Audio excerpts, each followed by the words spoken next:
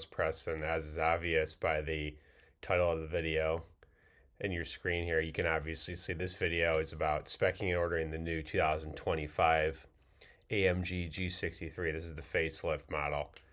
In this video, I'm going to sort of take you through the build process, the way that I want to spec and order this G63. I should say ordered. I actually placed the order yesterday. So I want to talk you through the spec and options I went with the G63. I can talk a little bit also about what led me to this decision and getting one of these and see what y'all think about my build. So without further ado, let's get into it. So on the outside of the G, there are a lot of different options. I think that this vehicle is pretty unparalleled, at least for sort of a quote-unquote mass production vehicle in terms of the customizability that is offered to the consumer. I think that's one of the things I love about it so much. You can really make it your own. So on the outside, I went with actually satin brown, or matte brown rather. It's obviously sort of a flat brown, matte finish. I think that earth tones, particularly dark earth tones, suit the G63 really well. So, and I think that brown is unique. I think that I've only seen one of them in person, and that sort of inspired me. I just think it's a really neat color. Obviously, it harkens back to sort of the military-esque character of the G63, its utility aspect. Again, dark earth tones, that's sort of my go-to theme with the G63, so keeping that in mind. I think that it has to be finished in the monoblocks as well. I think that these just always sort of make me giggle when I see them, but it also sort of harkens back to some of the early 80s, 90s muscle of AMG and Brabus, for example, at 560 SEC, the Hammer, those type of vehicles. I think the monoblock really suits sort of the muscle tough character of the G63, and I was really excited when they began offering those wheels in 2022, I think it was. So I had to go with that. I think it's a sweet look. Tell me if you agree. And coupled with the matte brown in those monoblocks, got the AMG Night Pack Magno, as you can see. So this is kind of interesting, and some people may recall, not sure if anybody watching this has one of these, but you may recall actually building and ordering one of these a couple years ago. You were able to get this black star here, and the fenders and the bumper remain body color, but for some reason they sort of pigeonhole you into this black fender and bumper package when you get the Night Package Magno, and I'm not really sure why that is. If somebody knows in the comments whether you can do this individually, let me know. But in any event, I wanted to sort of avoid a special request, so I went ahead and just did the Night Black Magno package with those fenders and bumper accents in matte black. I actually do think it looks pretty good. I think that it works really well with the black wheels, so I think it adds a little bit of aggression to the truck too without it, by providing this sort of bi-color look. So that's what I went with. So Night Package Magno coupled with the monoblocks on the outside. Some other kind of interesting new options here. There's a dark chrome package. I'll just show you that really quick. On the render, it looks quite good, and it does retain that body color that I was just talking about. However, I looked up and sort of Googled some of the real-life examples, some of the prototype ones that were already produced, and I was not really a big fan of that, the way that it looks. It's a lot shinier in real life and is evident in the photos. So a little too shiny for my liking. I think it takes away from that sort of dark exterior look that I want. So I stuck with the Night Package Magno, as I said. And funnily enough, there you can see there's an AMG carbon fiber package, but I think it's just hilarious for something that weighs 6,000 pounds. It gives you the tire carrier in carbon and a couple other accents. I think the mirror caps are in carbon too, so that's just funny. I think that's a bit gimmicky. I think that's for $8,000. That's absurd on a vehicle that weighs this much. You know, it's not really giving any weight saving benefit. So there's the exterior of the G63. Magno brown with the monoblocks. I think that was it for the outside. Let's move on to the interior. So on the interior, obviously the customizability does not end. It gets even crazier. So you can really make this your own, which is kind of a lot of fun. From the outset, you can see this is sort of a plain looking upholstery. It's offered standard in a few different colors. Tartufo, sort of a mushroom brown there. But yeah, I avoided this altogether. I think that this is sort of a trim I think it's pretty cheap looking. I don't think it really fits the character and the prestige and the type of vehicle is the G63. I think it kind of looks like it comes out of a C or an E class, honestly. So unfortunately, Mercedes pigeonholes you and really makes you sort of step up here for the upgrade. As you can see, it's an $8,300 option, but I do think it's well worth it. It's sort of complete the luxurious look of the G63. So this is obviously the manufacturer interior plus package, and it gives you sort of this diamond quilted leather here. Pattern continues onto the door there. I do think it's just a much better, higher quality look. I had that in my matte black G63, the 2019 that I had prior. Except in this one, I went with the signature settle brown, which I think is kind of a cool contrast to the dark exterior. I think it provides sort of a welcoming, warm environment in contrast to that brutish look on the outside. You can just see there. You kind of see that pop right there through the windshield. It's pretty sweet, I think. Also continues with sort of the general earth tone theme. So got that dark contrast on the outside, a little bit warmer and inviting interior there.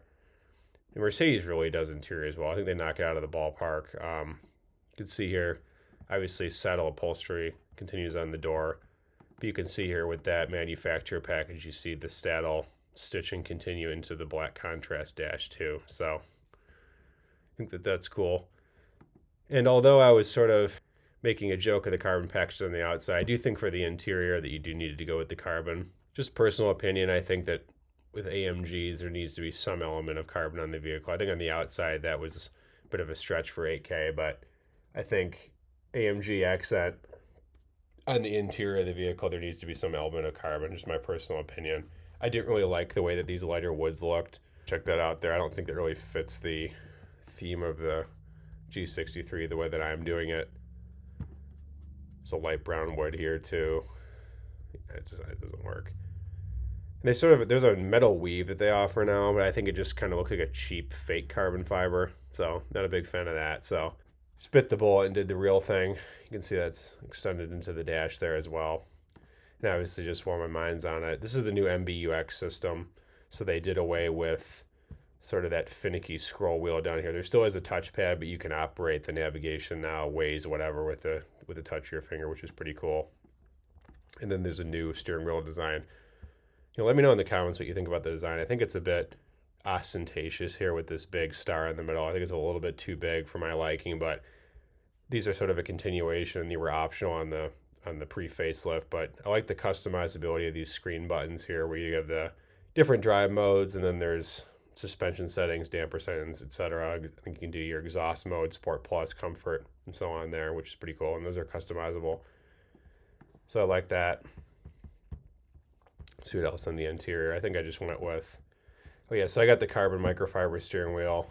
That just sort of completed the look in there. I think the carbon Alcantara wheel is the best Mercedes wheel. Again, personal opinion, but I do think it looks and feels the best in hand. And then from there, I think I just got the rubber mat set. So 4 seasons living in Michigan, it's an absolute must, so you don't completely destroy the interior vehicle if you use it all year round. This is the big option here, and this is the AMG Performance Package. Really the big ticket item here, and this is, in my opinion, and I think that others that have already driven the G63 will agree, this makes all the difference compared to the pre-facelift AMG G63. So it introduces something called AMG Active Ride Control Suspension.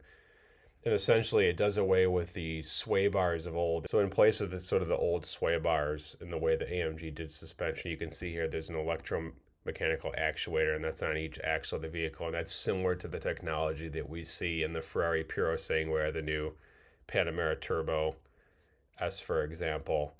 And it really provides a seamless and a lot more performance-oriented experience for the driver.